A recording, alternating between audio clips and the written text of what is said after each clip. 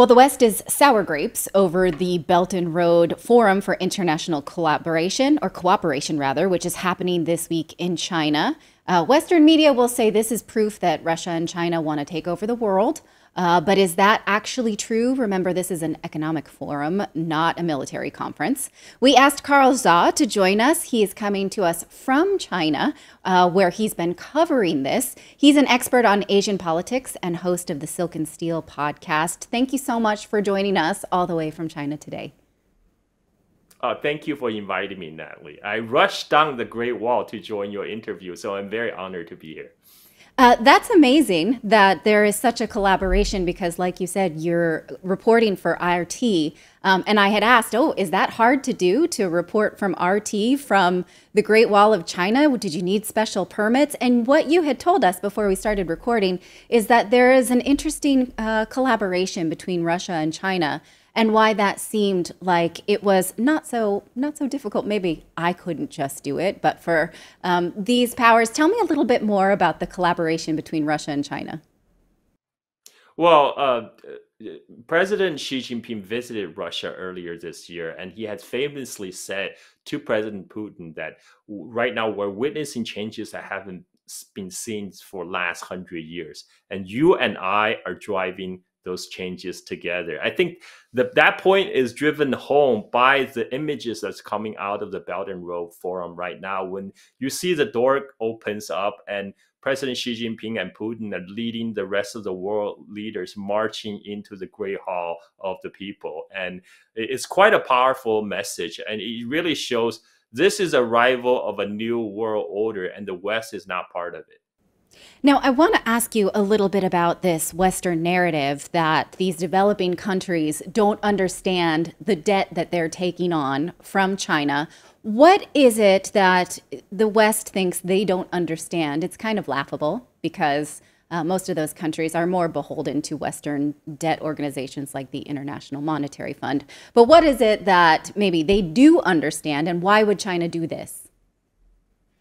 Well, a lot of the Western reportage on China is 100% projection. They're projecting onto China what IMF and World Bank actually does, which is debt trapping nations in the global South to Western finance, and then in the end, extracting resources from countries like Africa to European capital like Paris, London, or to Washington. And again, what they don't understand, what China do is fundamentally different, because what China has done in the past few decades is they have built up China from a very poor agrarian country into an industrial powerhouse. In doing so, they built world-class infrastructure. You foster a host of Chinese companies who is catering to building infrastructure, fostering this growth. But now China is getting increasingly built out. China already have amazing bridges, amazing high-speed rail network.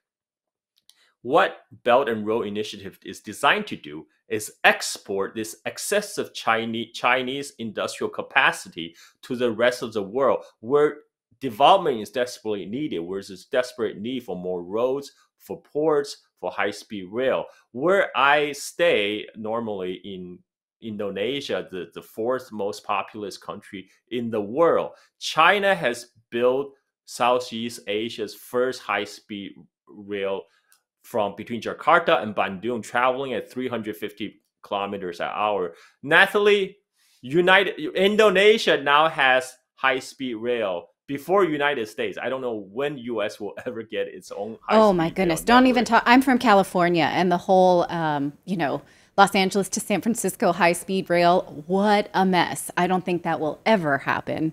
So we can sort of look on and envy.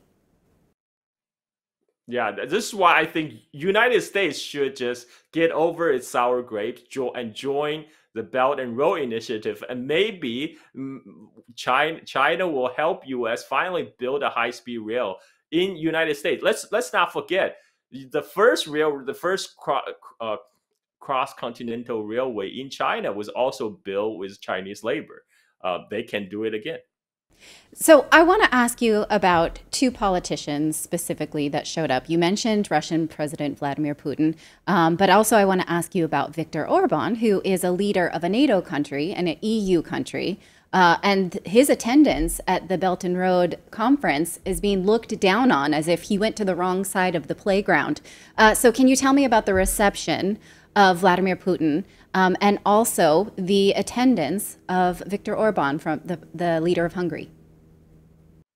So when President Vladimir Putin walked into the Great Hall of People and delivering his speech, several delegates from EU countries actually walked out. And this is a very childish, immature action because Europe desperately needs Russia. Europe needs Russian energy. Europe is suffering right now after the deadly terrorist attack on German critical infrastructure project that is Nord Stream 2.2. And the effect of that is the German industrialists are now plucking their plants from Germany and shipping them to United States. So essentially, U.S. policy is cannibalizing its European, so-called European partners by really vassal states to shoring up its own faltering economy. So this is not good for Europe. And European leaders like von der Leyen or Joseph Borrell, they have acted nothing more than spokesperson for Washington rather than defender of European interests. What Viktor Orban has done is he stood standing up for Hungary's national interest because he realized that Hungary could not function by denying Russia its own place, linked as an energy partner of Europe. Now, you mentioned that this is not a military conference, but it almost is impossible to leave military conversation out of this because we're looking to leaders of the world to have a response to Israel. Also, just today, there was a congressional report that said that Russia and China are major existential threats, and the United States needs to prepare for nuclear threats, ramp up its own nuclear arsenal. Is this one of the things that will prevent international collaboration, do you think? Now, when President Xi Jinping gave his opening address on BRI, he specifically said the BRI is not about dividing the world into blocks. That's not what's it for. What BRI is inviting countries from all over the world, including Western countries, to sit down and talk over their differences, especially in this time of increasing geopolitical instability, as you mentioned, the conflict between Israel and Palestine. And not only to settle their differences, but to cooperate together for future development. So what China and Russia are offering is a vision for the future, a long-term future, whereas Washington and its European lackeys are sticking to the old forever war. They offer nothing but military bases, more weapons for Israel, and this continual impoverishment of their own citizens to lining up the pockets of military-industrial complex. Thank you so much for that analysis. It's always great. You can follow Carl Zha on Twitter or X, as it were. And where can we find your coverage of this more extensively, maybe for RT? You can find it on RT.com or you can find it on Rumble or Odyssey. Okay. Thank you. Well, I'll be watching out for that because I especially want to see those shots from the Great Wall of China. Thank you again for taking the time to be on Redacted. Thank you, Natalie. It's always a pleasure. Thank you so much for watching this segment here at Redacted. We are live every day at 4 p.m. Eastern Time, trying to share the stories that the mainstream media will not cover. You should also come over and join our community of Redacted Rebels over at redacted.inc. That's our private locals community where we can share exclusive content that we simply cannot share here on YouTube. Come over and join the rebellion together right now by going to redacted.inc. We'll see you next time.